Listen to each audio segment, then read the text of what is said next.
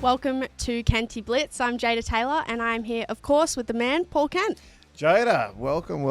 It's been a hot seat all week, but I tell you what, you're already starting about 3 lengths ahead of everybody else because I tell you what, you'll be more popular than the host we've had this week. I want to thank you for coming in too. I really appreciate it. Just quickly on you are currently coming back from your ACL injury. For those who don't know, Jada plays for the Cronulla Sharks in the NRLW. A little bit of trivia for you.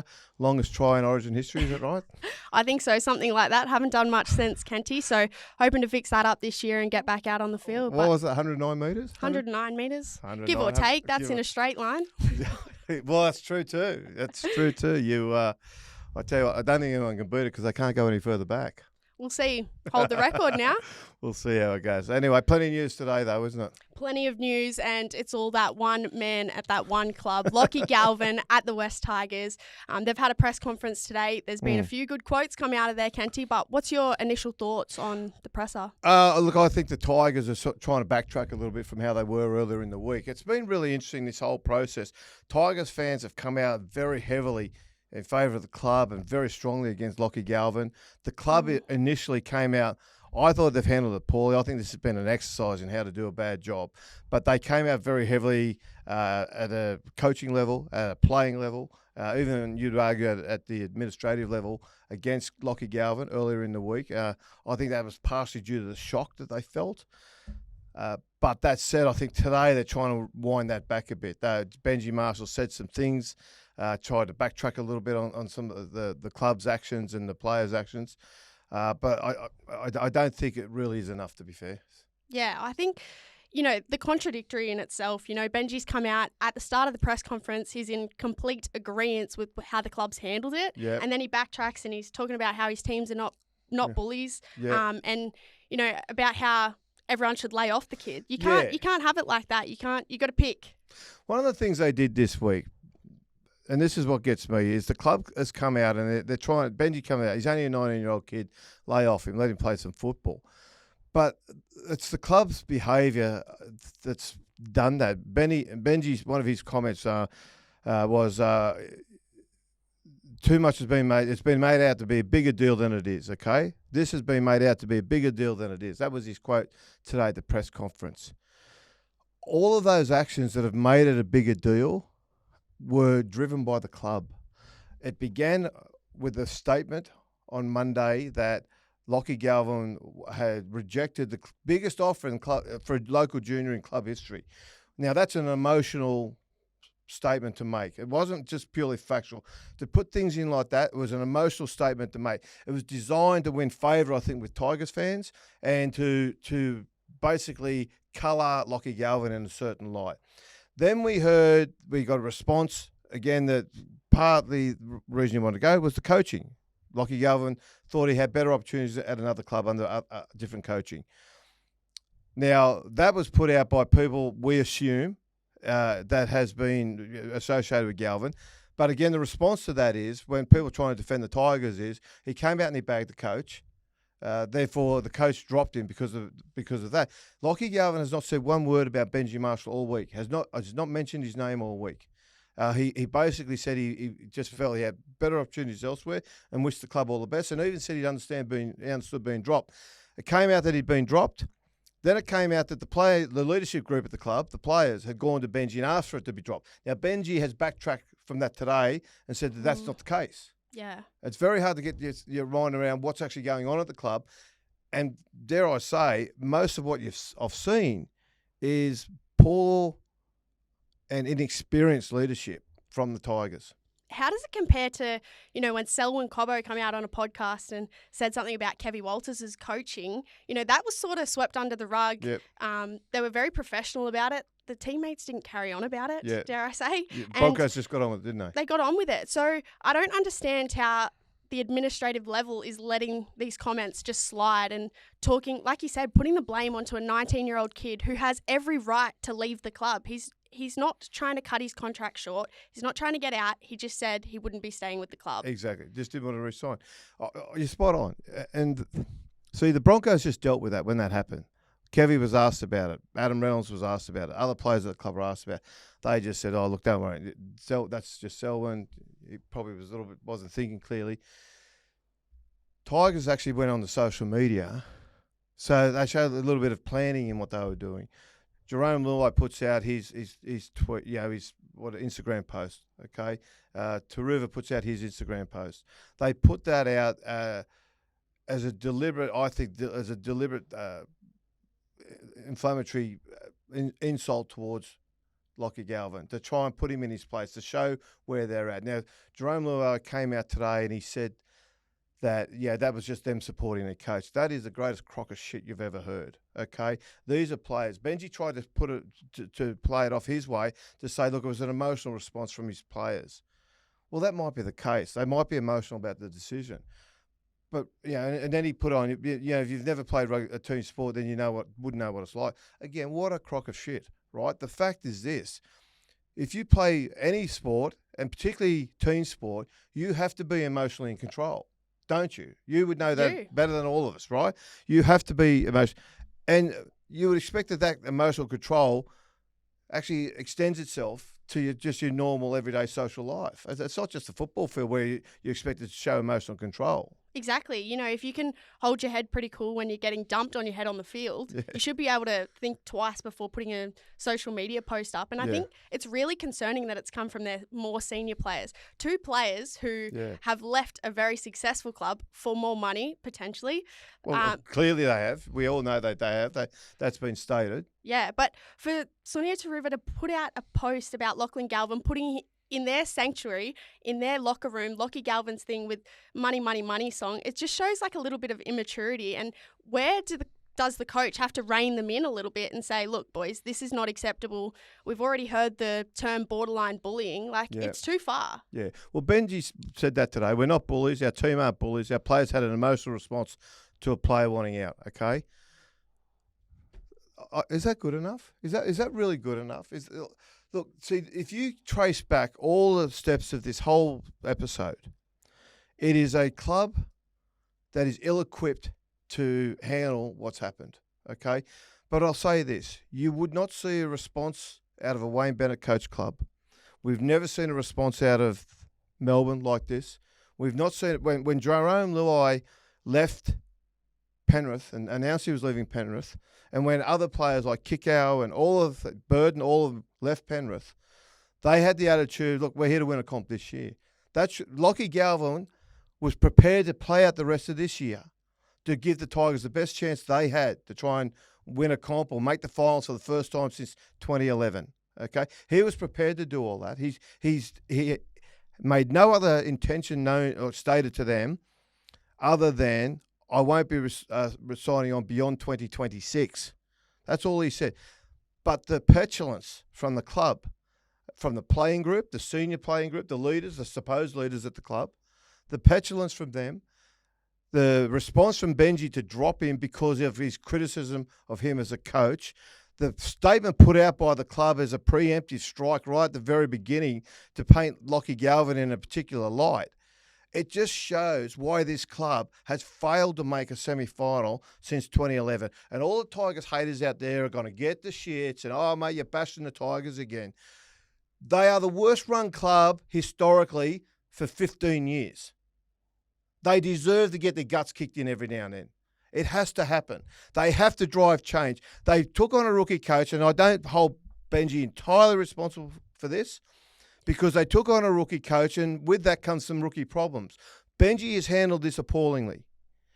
The way you want to get him out, if you wanted to get him out of the club and you are pissed off about it, is you just say, look, his form's been down, or we'll rest him this week because of mental health, and we don't just want to insulate him against reaction from the fans this week. He's had a lot on emotionally. He hasn't coped with it well. We're going to sit him down this week, and then we'll talk about it next week, see where we go. And then you can slowly ease him out if you want. Meanwhile, you probably get in the back rooms and you start doing a few deals, say, look, that's not going to work. That's how a professional club, when they have got the shits, handles it. That's how they handle it, right? The Tigers didn't do that. That's all been public. They announced he was not going to, that the leadership group had gone to the club, to the coach, and asked for him to be put down after a day before they actually didn't pick him, right?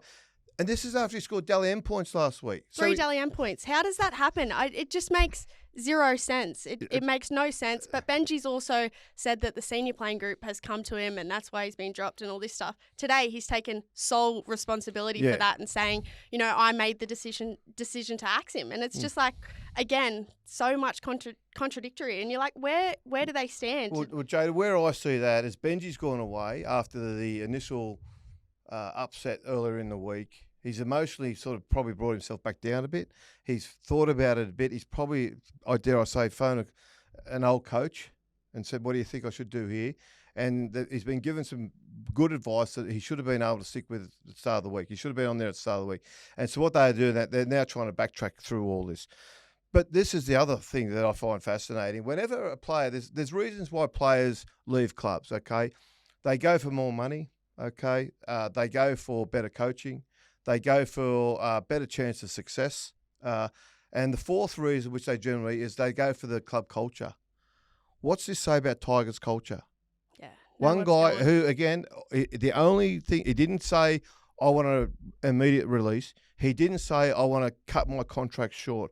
All he said was, I will not re-sign beyond 2026 because I want to go elsewhere, okay? That's all. But they've all turned on him. Yeah. What player now says, you know what, I might go to the Tigers? What young kid coming through at the Tigers now, what does he think? Exactly. And you've hit the nail on the head. Right through from all their junior reps pathways, he's a young guy. They've just dumped this on him now. No young guy wants to go through that again, and no young girl wants to do it. I tell you, it's a stain on the club. And as an NRLW player, I can definitely say it's concerning for even how their female pathway looks. Love Brett Camorley, but at the same time, if the club's going to handle it like this, how would you want to sign there? It just doesn't make sense. And like you said, you touched on the culture of a club.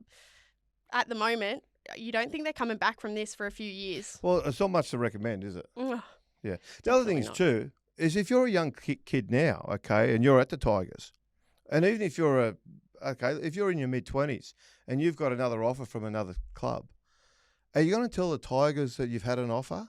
Or are you just going to wait till your contract runs out and they come to talk to you and you just go, oh, sorry, guys, I've already signed with Parramatta or I've already signed with Manly or whatever. Why would you preempt and say, look, I've had a good offer here from St George Illawarra, I might go there, and risk what's the backlash might be given how they've handled this. Like, there's so many precedents they've put in place here that would scare the shit out of players coming through, players joining the club, and players potentially leaving the club. And I still don't think after today's press conference, I thought the conference by Api Coruscant and Jerome Luai bordered on two guys not taking it seriously. Okay, it looks like they were asked to front up to do a press conference, didn't really want to.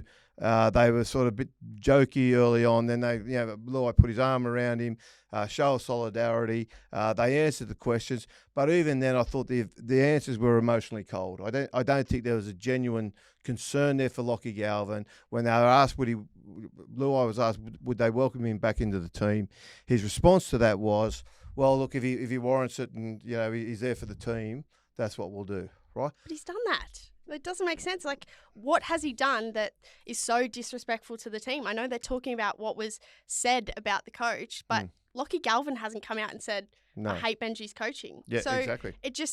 Nothing makes sense to drop a guy who is in a key position for the club, drop him to reserve grade when he just polled 3 Dally M points the week before. He's done, in my opinion, done nothing wrong. No, he's allowed to leave the club. Yeah. He's not asking for an immediate release. He's not saying, I hate my teammates, I don't want to play with them. But they've all turned on him now. Yeah. And it's his fault. Kenty, it's not right. Yeah. And Luai comes out today as well, and he tries to explain his team first, and that's what we're about. We're about team first, and that's why I put that out there, and that's a show of support for the coach. Luai's got clauses in his contract to leave the club early if he wants. He's allowed to negotiate, even though he signed, 5 years, I think he signed there. He's allowed to negotiate at the end of this season in case he wants a release. Now, that's a ridiculous clause that, again, Tigers management allowed into the contract to basically get him over the line as a signature. So if he went there and played for 12 months and didn't like it, he could get out. But to try and spruik all this team first bullshit, basically. Well, you've got your own clause there. Why don't you come out now and announce to everybody, you know what, I'm going to get rid of those clauses. I am here for the long haul. I am going to put the team first. I'll stay the full 5 years. If it's so important to put Lockie Galvin in his spot over this, why not aim up yourself? Yeah. It's a fair call, isn't it? It's honestly the fairest call. I think that's so puts it into perspective. I think everyone's just on the hate Lockie Galvin train at the moment, and I don't think it's fair. And in saying that to the fans, it's not fair to rugby league fans in general to see him play New South Wales Cup and not be able to watch him on the weekend. It's just, it's not right. It's it screams, we're looking for a way out. It's sad for the game to see this the way it's been handled, and it is a media frenzy at the moment, and the sooner we move on from it, the better, because there's nothing to go nuts over. Yeah, but what the Tigers have got to do, I hope today is the start of it, is that they are trying to sort of start to cool down all the emotional response to it. Yeah. So they are trying. Benji's trying to take the heat off his players by saying, no, it was not the players, it was me. The club has sort of started to move down. Look, Benji again. He's a 19-year-old kid who loves his footy, and this has been made out to be a bigger deal than it is. Yes, it kind of has. It's been made out a bigger deal than it is because of the club and the team's reaction, not what Galvin did. It's the club's reaction and the team's reaction to Galvin, which has made this a nuclear story of this week. So they are the ones now responsible to do that. And at the moment, I think the only way they can ever really sort of come back from this is just do a mea culpa, come out and say, you know what, we blew it. We stuffed this up. We handled it poorly, and basically fall on their swords and say, look, Lockie Galvin's welcome to stay at the club, welcome to play out his contract at the club, and he will be giving full consideration. Will that happen? Not on your life. Won't happen at the club. They won't bring him back. He might come back and play 1 or 2 games just as a fuck you to everybody, but they won't do that. Yeah, well, they won't do anything beyond that, I should say. And essentially, his time at the club is basically all but over. Like he cannot continue to play there for another 18 months. What do you think is going to happen? Do you think they give him an early release? Look, I think the conversations are probably happening now. Yep. And where he ends up, that could be anywhere. The crazy one that's come to me is he could end up at Penrith for the rest of the year. He's got till June 30. Yep. Penrith, I don't know how much cap room they would have, but he's only on 350 we're in April now, so he only got half that contract to go. So it's basically a low-level contract, 170, whatever they'd have to pay him for the remaining 6 months of his contract. And Penrith could certainly do with him as a quality young player. But as a stopgap, would they do that and sort of interrupt their pathways and what they're doing, bring guys through? I don't know. Parramatta, obviously, they've been mentioned around. Parramatta, they don't have the cap room, but if they could somehow move Dylan Brown on, yes, they might look at that themselves. The only other option, we hear continue. My word, what I understand is the Tigers are convinced he's going to go to Canterbury. They're convinced something's already happened, which is interesting because all we've heard out of Phil Gould is best young kid I've ever seen, which I don't believe that he really believes that. He was coaching Brad Fittler. Brad Fittler's winning premierships and going on kangaroo tours at 18. Okay, for Australia, Brad Fittler was a better kid at the same age than Lockie Galvin was. But that's clearly no tip on where he might end up. He will obviously be a very good player. But the way Gould has been phrasing all this, one, he's the best kid I've ever seen. The next thing he said, we need to, he's not worth $1 million a year. That's crazy money. Well, that just says to everybody else, look, if you're thinking about paying crazy money, it's going to make them second guess whether they should be doing it or not, because they don't want to cop the criticism like the Dylan Brown criticism with the Newcastle Knights, whether they should have paid them enough money there. So out of all that, I don't know where it'll go or what will end up. Certainly in the next short period, I find it very. As a player, could you go back into that team? I don't think you can. I don't think you can go into a team where you've been disrespected like that. I know the players are saying it's solidarity with Benji and all this stuff, but you need solidarity within the playing group. And if I hadn't if I had come out and said something like that to the media, you cop the backlash. Yeah. But he didn't come out and say it to the media like that. Yeah. So as a player, if my playing group hate me, I do not want to play. I do not even want to show up for training. And like I know we spoke about that before. How does he turn up to training and feel comfortable? There's no way that he walked into training today and thought, "Oh, I'm happy to be here." Yeah. He tried his best to put a smile on, but it was an awkward sort of looking interaction with him at different places, wasn't it? Yeah, it's not right. And my heart does go out to him a little bit. I feel really sorry for the kid. And I think it's funny that people keep calling him a kid, but then slamming him on media. I think it's crazy. And the bottom line for me is that he's allowed to say that he wants to move on. Yeah. He hasn't done anything wrong. He hasn't come out and said anything wrong to the media. What was said behind closed doors, we can obviously only assume, but it's just not right. And even the stuff that's been leaked, as in the criticism, didn't believe that Benji could take him where his footy needed to go. We don't know whether that's been said by him specifically, whether that was leaked by his manager, whether that was leaked by a family person. It could have been leaked by someone else. Could have been leaked by someone in his manager's office. That's come from somewhere. Now, obviously, you'd hope people would verify that. But by the same token, it has got out. But there's no guarantee that Galvin is the one that's been pushing that narrative out there. So again, but everyone's just assumed he must have, and so they've used that as justification to sort of bash him up, bang all the criticism on him. The other part to it I found interesting, the story in the Herald today, Christian Nicolucci wrote, which is the subtext to all this, and just been what's happening at the club. And the way it sort of read was, to me, it sort of read like it had been put out by people trying to protect what the club has done and how they've responded.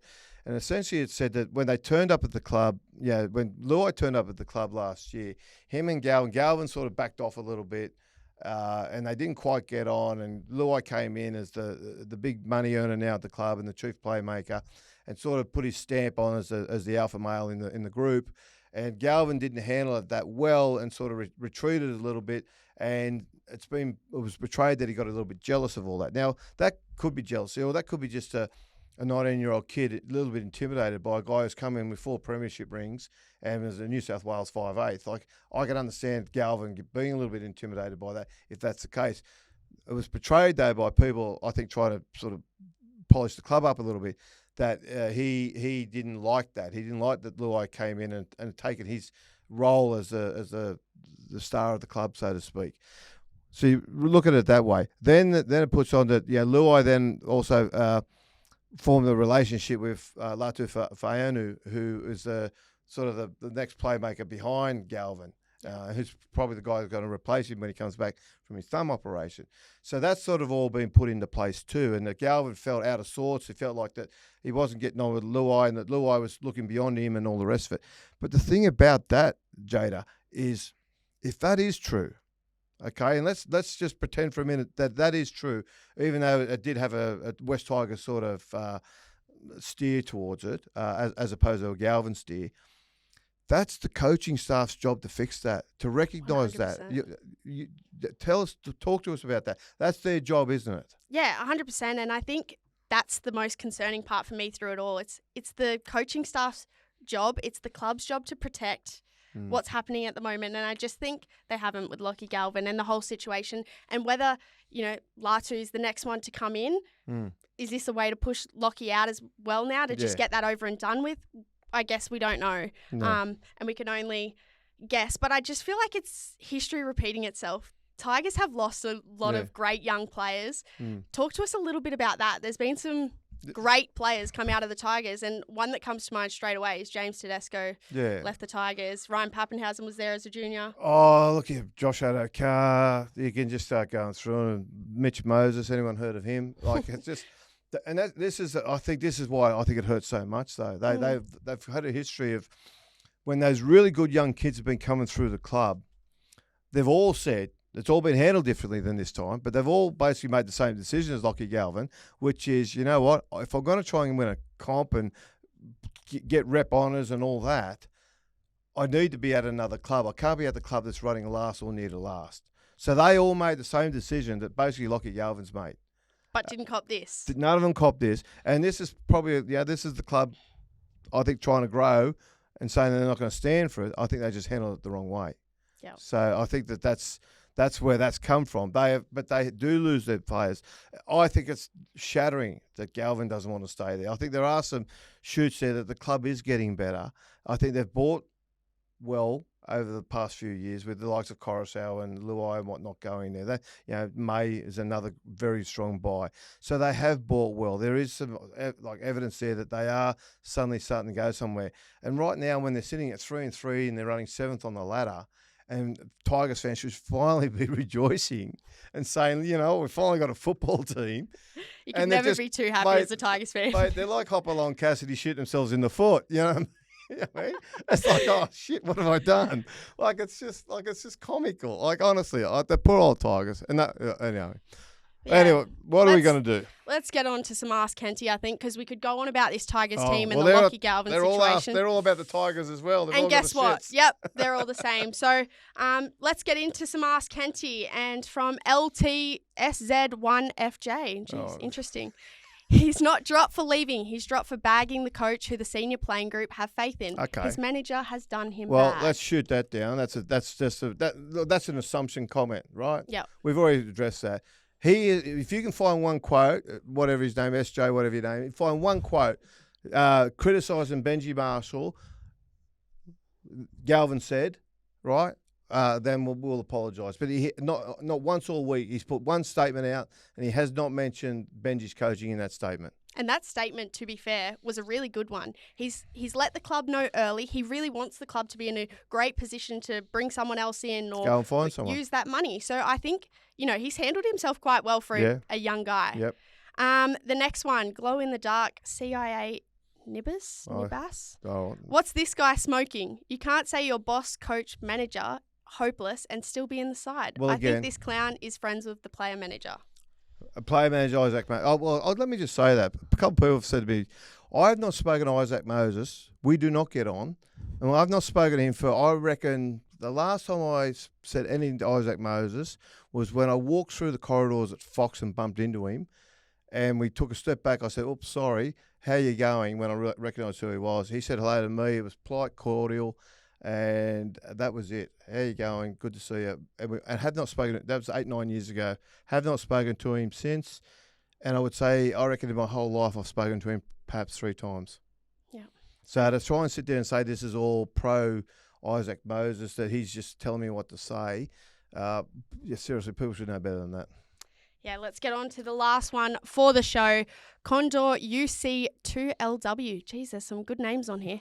When did it become illegal for a club to send a player to play reserves? Miss me with that shit. Galvin has disrespected the club, disrespected his teammates. Why the hell should the Tigers be forced to play him? If anyone needs investigating, it's Galvin and Moses for backroom deals. Yeah, well, look, I don't disagree with that.